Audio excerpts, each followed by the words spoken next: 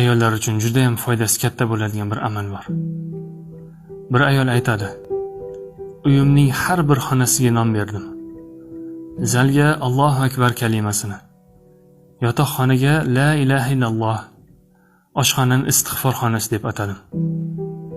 Qaysi xonaga tozalash uchun kirsam, atagan nomimga binoan tilimni o'sha zikr bilan mashg'ul qildim. Zalga kirganimda Allohu akbar derdim.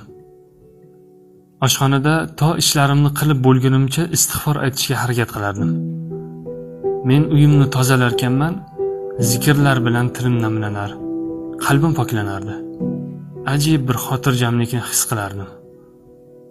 Mundoq bir o'ylab qarasam, uy ishlarini shundoq ham qilishim kerak.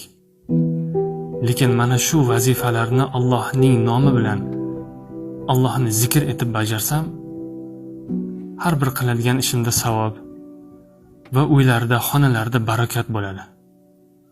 Mana shu ishlarni bajarar ekanman, barchasida Allohdan faqat savob umidida qildim. Boshqalarga ham tavsiya qilib qolardim. Chunki Allohni zikr qilingan joyda shayton hech qachon yaqinlashmaydi. U yerda doim farishtalar hozir bo'lib turadi. Va u yerda barakat hech qachon tugamaydi.